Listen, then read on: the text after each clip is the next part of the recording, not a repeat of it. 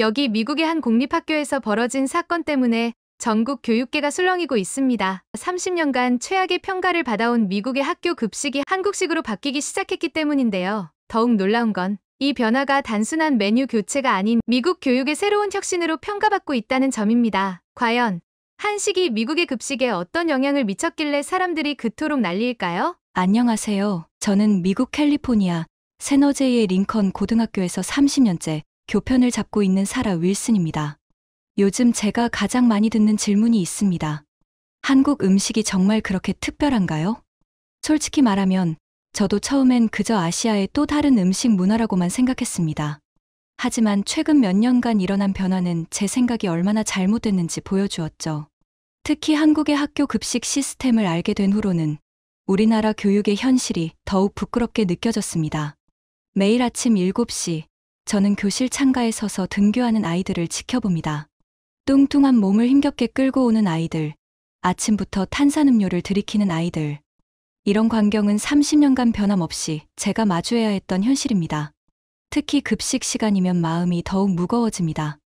매일같이 반복되는 냉동 피자, 기름진 감자튀김, 설탕 범벅의 디저트. 영양가는 전혀 고려되지 않은 채 단가, 경쟁만 이뤄지고 있죠. 한 끼에 $3도 안 되는 예산으로 만드는 급식이 성장기 아이들의 건강을 해치고 있다는 걸 알면서도 바꿀 수 없었습니다. 우리 학교만의 문제가 아닙니다. 미국 전역의 공립학교가 같은 문제를 안고 있습니다. 그 결과 미국 청소년 비만율은 OECD 국가 중 압도적 1위, 무려 42%를 기록하고 있습니다. 세계 최강대국이라는 미국의 부끄러운 자화상이죠. 가장 안타까운 건 저소득층 학생들입니다. 우리 학교의 경우 전체 학생의 65%가 무상급식 대상자입니다. 이들 대부분은 하루 3끼 중 2끼를 학교에서 해결합니다. 집에서 제대로 된 식사를 하기 어려운 환경이라 학교 급식이 유일한 영양 공급원인 셈이죠. 실제로 우리 학교 학생들의 40%가 과체중이며 20%는 고도비만 상태입니다. 당뇨병 위험군으로 분류된 학생도 30명이 넘습니다. 16살의 나이에 성인병과 싸워야 하는 현실이 너무나 가슴 아픕니다. 2010년 미셸 오바마 여사가 Let's Move 캠페인을 통해 건강한 학교 급식을 추진했지만 큰 변화는 없었습니다. 거대 식품업계의 로비와 예산 문제가 발목을 잡았죠. 결국 대부분의 학교는 여전히 냉동식품과 패스트푸드로 급식을 해결하고 있습니다. 교사로서 할 수 있는 일이 없었습니다.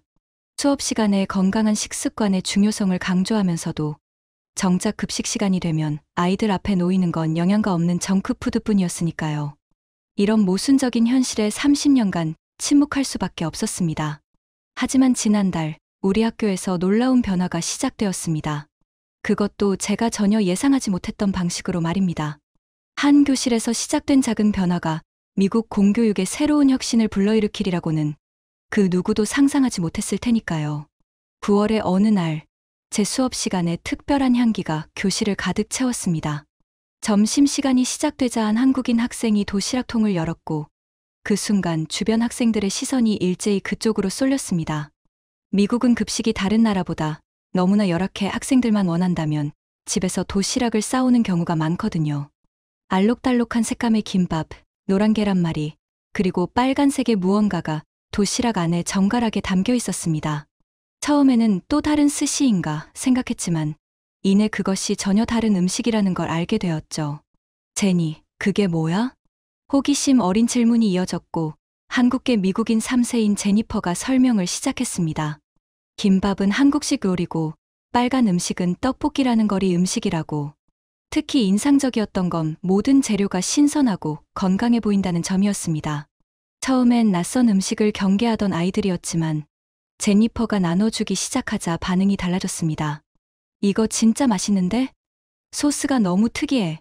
매운데 멈출 수가 없어. 순식간에 도시락은 바닥을 보였죠. 그리고 다음 날 놀라운 일이 벌어졌습니다. 전날의 일은 단순한 해프닝이라고 치부했던 저였지만 점심시간이 되어 3명의 학생이 비슷한 도시락을 들고 왔던 겁니다. 유튜브를 보고 부모님과 함께 만들었다고 했죠. 김밥 대신 샌드위치를 넣었지만 제니퍼의 도시락처럼 알록달록하게 꾸며놓았더군요. 일주일 후 도시락을 싸오는 학생이 10명으로 늘었습니다. 놀라운 건 이 학생들 대부분이 평소 급식도 제대로 먹지 않던 아이들이라는 점이었죠. 특히 과체중으로 고민하던 에밀리는 처음으로 점심을 완식했다며 기뻐했습니다. 한 달이 지나자 변화는 더욱 뚜렷해졌습니다. 우리 반의 절반 이상이 도시락을 지참하기 시작했고, 다른 반 아이들도 우리 교실로 몰려들었습니다. 심지어 일부 학부모들은 아이들의 조르기에 못 이겨 한인마트를 찾아다닌다고 했죠. 30년 교직 생활 중 처음 보는 광경이었습니다. 건강한 음식을 먹으며 즐거워하는 아이들의 모습은 그동안 제가 알던 급식 시간과는 완전히 달랐으니까요. 이런 변화가 일어나는 동안 학교 급식실의 실태는 더욱 적나라하게 드러났습니다. 어느 날 점심시간, 급식실은 평소와 다른 광경이 펼쳐지고 있었습니다. 한쪽에선 도시락을 먹는 학생들이 옹기종기 모여 앉아 있었고, 다른 한쪽에선 급식을 먹는 학생들이 부러운 눈으로 그들을 바라보고 있었죠. 1000명이 넘는 학생들 중 절반 이상이 급식을 남기고 있었고, 쓰레기통은 손도 대지 않은 음식들로 넘쳐났습니다. 특히 눈에 띈 것은 피자와 감자튀김의 날이었습니다. 겉보기에는 아이들이 좋아할 것 같은 메뉴였지만 실상은 달랐죠. 냉동실에서 꺼내 데운 피자는 질기기만 했고, 감자튀김은 기름기로 범벅이 되어 있었습니다. 심지어 건강식이라며 내놓은 샐러드는 시든 양상추 몇 장이 전부였죠. 우리 학교의 급식 예산은 한 끼당 2.68달러입니다. 여기에는 인건비, 시설 유지비까지 모두 포함됩니다. 결국 실제 식재료 비용은 1달러도 채 되지 않는 셈이죠. 이런 현실에서 영양가 있는 식사를 제공하는 건 사실상 불가능했습니다. 급식실에서 일하는 조리사들의 한숨도 깊어졌습니다. 아이들에게 이런 음식을 주고 싶지 않아요. 하지만 예산이 이런데 어쩌겠어요? 20년 경력의 제인 조리사는 눈시울을 붉혔습니다. 더 큰 문제는 이것이 우리 학교만의 상황이 아니라는 점입니다. 전국 대부분의 공립학교가 비슷한 처지에 놓여 있죠.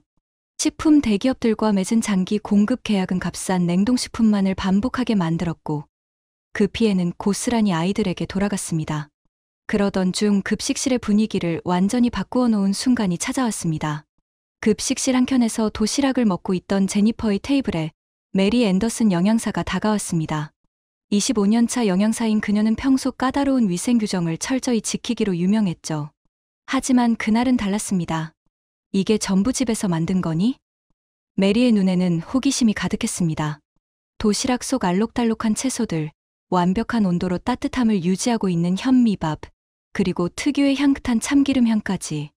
네, 어머니가 매일 아침 만들어주세요. 한국에서는 이런 도시락이 일반적이래요. 제니퍼가 대답하자 메리는 한참을 생각에 잠겼습니다. 그녀의 시선은 쓰레기통으로 향했고, 그곳에 버려진 수많은 급식들이 눈에 들어왔죠. 혹시 이 도시락 만드는 방법을 알려줄 수 있을까? 내 어머님과 이야기를 나누고 싶은데. 메리의 목소리에는 간절함이 묻어 있었습니다. 그날 오후 3시, 급식실에는 특별한 모임이 열렸습니다. 메리 영양사의 긴급 소집이었죠. 30년간 한 번도 열린 적 없는 회의였지만 모든 급식실 직원들이 자발적으로 모였습니다. 제니퍼의 어머니도 초대되었고 그녀가 가져온 도시락 샘플은 테이블 중앙에 놓였습니다. 우리가 지금까지 해온 방식이 최선이었을까요? 메리가 입을 열었습니다. 아이들의 건강을 책임지는 영양사로서 더 이상 이대로는 안 되겠다는 생각이 듭니다. 우리도 변화해야 하지 않을까요? 침묵이 흘렀지만 모든 직원들의 눈빛에서 동의가 읽혔습니다. 그들도 알고 있었습니다. 매일 버려지는 음식들을, 점점 나빠지는 아이들의 건강을, 그리고 변화가 필요하다는 것을요. 그날 이후 우리 학교에서는 예상치 못한 변화들이 연이어 일어났습니다. 가장 먼저 움직인 건 학부모들이었습니다. 제니퍼의 어머니를 중심으로 건강한 학교 급식 추진위원회가 자발적으로 결성된 것입니다. SNS를 통해 소식을 접한 학부모들이 하나둘 모이기 시작했고, 일주일 만에 300명이 넘는 학부모들이 참여를 신청했습니다. 특히 놀라웠던 건 저소득층 가정의 반응이었습니다. 우리 아이도 이런 건강한 음식을 먹을 자격이 있다며 목소리를 높이기 시작했죠. 평소 학교 활동에 소극적이던 분들까지 나서기 시작했습니다. 두 번째 변화는 학생들 사이에서 일어났습니다. 급식 메뉴 개선을 요구하는 청원이 시작된 것입니다. 주도한 건 다름 아닌 에밀리였습니다. 과체중으로 늘 고민하던 그 아이가 이제는 건강한 식단의 중요성을 역설하는 연설을 하고 있었죠. 더 이상 우리의 건강을 해치는 음식으로 타협하고 싶지 않아요. 한국 학생들처럼 우리도 건강하고 맛있는 급식을 먹을 권리가 있잖아요. 에밀리의 연설 영상은 틱톡에서 폭발적인 반응을 얻었습니다. 일주일 만에 100만 뷰를 돌파했고 다른 학교 학생들까지 가세하기 시작했죠. 샵쉐인저런 해시태그는 전국적인 움직임이 되어가고 있었습니다. 세 번째 변화는 교직원들 사이에서 일어났습니다. 메리 영양사의 제안으로 시작된 한국식 급식 연구 모임에 예상 밖의 인물들이 참여하기 시작한 것입니다. 수학 교사인 톰슨 선생님은 한국의 급식 시스템을 연구해 예산 효율화 방안을 제시했고, 과학 교사인 패터슨 선생님은 영양학적 분석 결과를 제시하며 한식의 우수성을 입증했습니다. 심지어 체육 교사들은 급식 개선이 학생들의 운동 능력 향상으로 이어질 것이라며 적극적인 지지를 보냈죠. 하지만 가장 극적인 변화는 다른 곳에서 일어났습니다. 30년간 한 번도 열리지 않았던 문이 열린 것입니다. 교육청의 문이었죠. 캘리포니아 교육청의 반응은 우리의 예상을 완전히 뒤엎었습니다. 사실 처음에는 두려웠습니다. 교육청이 우리의 시도를 제지할 것이라 생각했거든요. 하지만 정작 마이클 브라운 교육감은 우리 학교의 변화 움직임에 깊은 관심을 보였습니다. 실은 우리도 고민하고 있었습니다. 교육감실에서 만난 그의 첫마디였습니다. 그가 꺼내놓은 자료들은 충격적이었습니다. 캘리포니아 주 전체 학생의 45%가 비만이거나 과체중이었고, 그중 80%는 학교 급식에 의존하는 저소득층 학생들이었습니다. 의료비 지출도 심각했죠. 주정부는 청소년 비만 관련 의료비로만 매년 수억 달러를 쓰고 있었습니다. 사실 한국의 학교 급식 시스템은 우리도 눈여겨보고 있었어요. 브라운 교육감이 모니터를 켰습니다. 화면에는 서울의 한 고등학교 급식실이 나왔습니다. 영양사가 직접 식단을 짜고 신선한 재료로 당일 조리하는 모습, 그리고 무엇보다 놀라웠던 건 이 모든 것이 우리보다 적은 예산으로 이루어진다는 점이었습니다. 문제는 시스템을 바꾸는데 필요한 명분이었죠. 그런데 여러분이 그 기회를 만들어 주셨습니다. 교육감은 에밀리의 연설 영상을 보여줬습니다. 이미 100만 회가 넘는 조회수를 기록한 그 영상은 CNN과 ABC 뉴스에서도 다뤄졌더군요. 전국 각지에서 학부모들의 문의가 쇄도하고 있다고 했습니다. 캘리포니아가 변화의 시작점이 되어야 합니다. 여러분의 학교를 시범학교로 지정하고 싶은데 어떠신가요? 그 말은 단순한 제안이 아니었습니다. 교육청이 전폭적인 지원을 약속한 것이죠. 한국의 급식 시스템을 연구하고 도입하는데 필요한 예산과 인력을 지원하겠다는 겁니다. 교육청의 전폭적인 지원 약속을 받고 학교로 돌아온 우리는 즉시 실행에 들어갔습니다. 가장 먼저 한 일은 급식실 리모델링이었습니다. 단순히 음식을 데우기만 하던 주방을 실제 조리가 가능한 공간으로 바꾸는 작업이었죠. 교육청의 지원으로 최신식 조리 기구들이 들어왔고, 신선한 식재료를 보관할 수 있는 대형 냉장고도 설치되었습니다. 메리 영양사는 제니퍼의 어머니와 함께 한 달간 새로운 식단을 연구했습니다. 미국 학생들의 입맛에 맞추면서도 영양가는 그대로 유지하는 것이 관건이었죠. 비빔밥을 샐러드 볼 스타일로 재해석하고 떡볶이 소스는 조금 덜 맵게 조절했습니다. 가장 큰 변화는 식재료 공급 체계였습니다. 지역 농장들과 직거래 계약을 맺어 신선한 채소와 과일을 공급받기 시작했고, 냉동식품 대신 당일 조리한 음식을 제공하기로 했습니다. 이게 정말 같은 예산으로 가능하다고요? 교장 선생님의 걱정스러운 질문에 메리 영양사는 자신있게 고개를 끄덕였습니다. 대량 구매 할인과 지역 농산물 직거래로 오히려 예산이 절약됩니다. 냉동식품을 덜 쓰는 만큼 전기세도 줄고요. 무엇보다 음식물 쓰레기가 줄어드니 그만큼 비용이 절감되죠. 드디어 새로운 급식이 시작되는 날, 급식실 앞에는 긴 줄이 늘어섰습니다. 호기심 어린 눈빛으로 배식대를 바라보는 아이들. 그리고 마침내 첫 메뉴가 공개되었습니다. 비빔밥 샐러드 볼앤드 매콤 달콤 떡볶이. 아이들의 반응은 폭발적이었습니다. 이제 우리 학교의 급식실은 완전히 달라졌습니다. 매일 아침 조리사들이 신선한 재료로 음식을 준비하는 향긋한 냄새가 학교를 가득 채웁니다. 급식실은 더 이상 어쩔 수 없이 가는 곳이 아닌 학생들이 기대하며 찾는 공간이 되었죠. 제가 30년간 꿈꿔왔던 변화는 결국 한 학생의 작은 도시락에서 시작되었습니다. 처음에는 그저 이국적인 음식 정도로만 생각했던 한국 음식이 이제는 우리 아이들의 건강과 미래를 바꾸고 있습니다. 한국의 음식 문화에는 특별한 무언가가 있었습니다. 단순한 맛이나 영양의 문제가 아니었죠. 신선한 재료들의 조화, 정성스러운 준비 과정, 그리고 무엇보다 음식을 통해 서로를 배려하고 나누는 문화. 이제는 매일 아침이 기다려집니다.